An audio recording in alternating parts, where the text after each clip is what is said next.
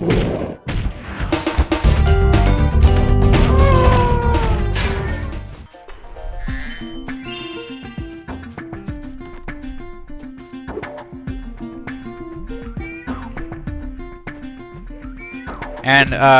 this is the first level to introduce this type of vase, the question mark vase, which I really hate, because they tend to be forgotten. You find it and then you tend to forget that you activated it, and you run around the level at the end trying to think, where are the gems that I've missed? And they're all contained within those question mark vases, which you have to destroy several times over, depending on the level, while they teleport back to the beginning, and it makes it very irritating. They're an annoying vase and source of gems to chase down, and I absolutely suck at this part for some reason. I'm not having a very good day with the Spyro today, unfortunately.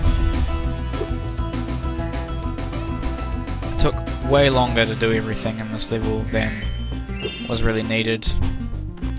I blame the Cowleks.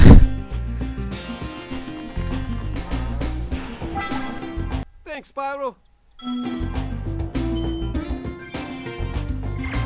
I did it slightly differently today, in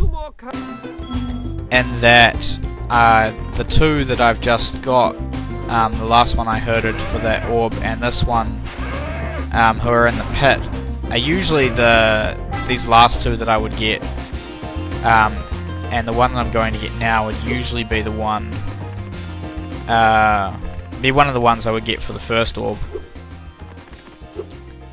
But I totally forgot about this one today, when I was doing the initial challenge.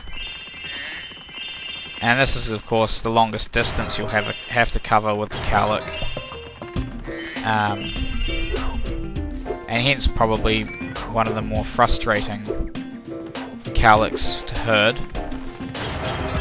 Though none of them are really that frustrating. It's just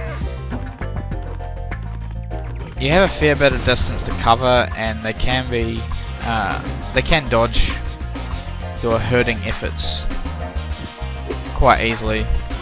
But in a base form, this challenge is not difficult. It's just time consuming and requires a little bit more precision.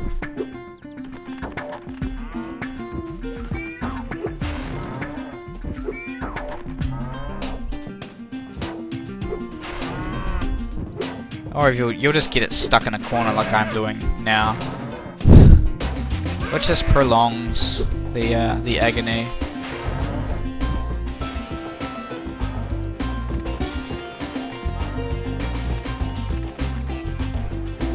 This one took me ages because I kept missing where I was intending to put it. That was very frustrating. Hit the others and got bounced out. And then I spent a little bit too much time rectifying that mistake. And there you have it. Well, 30 orbs, and you'd hope you'd be done by now, but no, we have the other challenge to do, which is the Romeo and Juliet Climb to Juliet's Tower challenge. And if you've played Spyro 3, you'll probably know of a very similar challenge like this in Spyro 3. Also relating to Spyro, my boy, a fairy tale, even though Romeo and Juliet is not a fairy tale, but the Spyro games like to use fairy tales. But that's the Golden Goose, and that's very frustrating. That's a much more irritating one than this. This is very straightforward. I just wasted some time there because I forgot how you're supposed to start this solution off. And then I will fail many times trying to get up there and embarrass myself as a Let's Player. I don't like the platforms because they're sloped inwards, so they can be slightly annoying to jump back onto if you fall off a lot, like I do. But I think this is the only part where I have real trouble getting anywhere, which is silly because it's the very first part. But you need to grab that seed to advance. There are only really 2 instances of slightly more out of the square thinking. This is the first one. This is you have to explore around and find the other seed because you're only given 1 to start. And this little sidetrack is just to make sure I got all the gems in that area before proceeding. There is always method to my madness. At least I hope there is.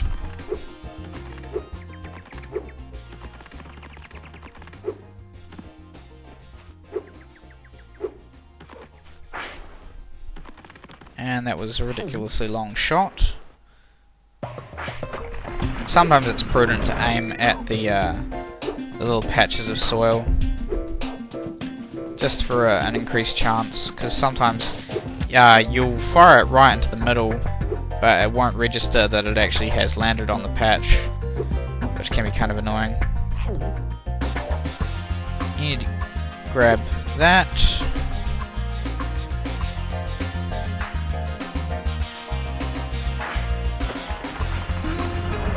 Simple enough.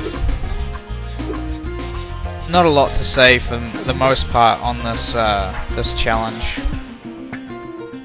other than what's already been said.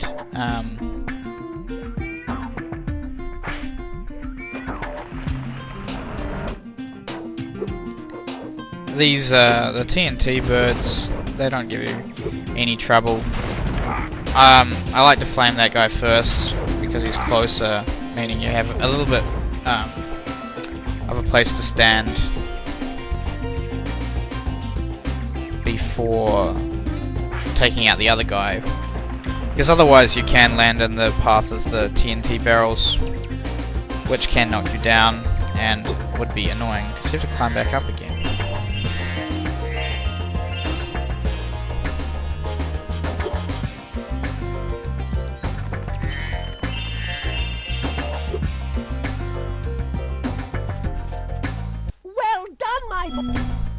So that's the first orb. You completed the first half of this challenge. Now you have to use your thinking skills again, or you can just be continuing to watch this guide and not have to think at all.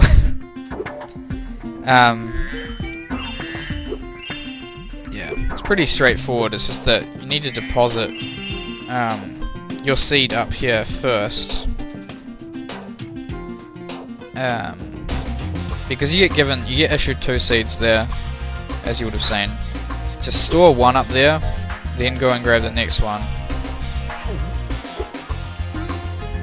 and go back over. Because if you try and pop the seed onto that patch without being up here, you aren't able to cross that gap.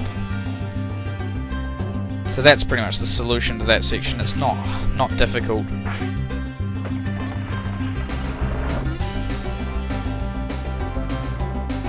Grab the last one and proceed across to the last. I really don't think this would have been necessary. It's just kind of like, yeah, we need to take another seed across to complete the challenge. And then we have all 4.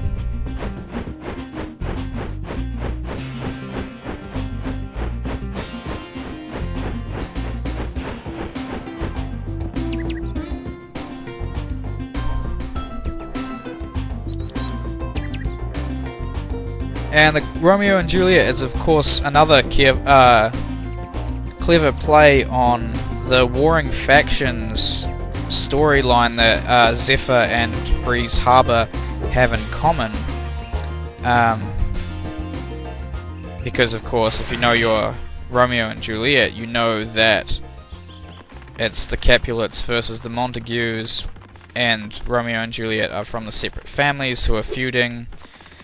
And so yeah, you have the bird and the worm guy from the Zephyr and Breeze Builder factions respectively, and they have their forbidden love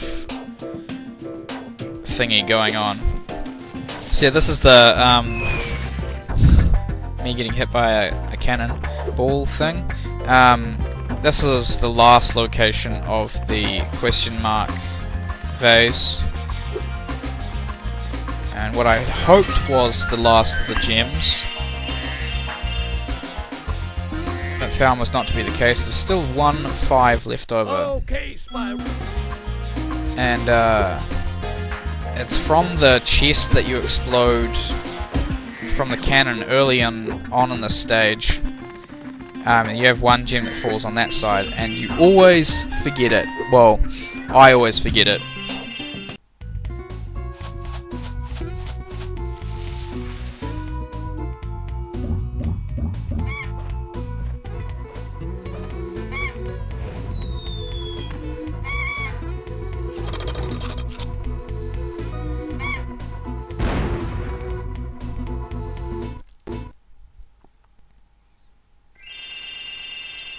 And that will be pretty much it for today. We've completed Zephyr, and now we can get on to some of the more interesting levels of Autumn Plains. So, until next time, have a good one. I'll catch you then.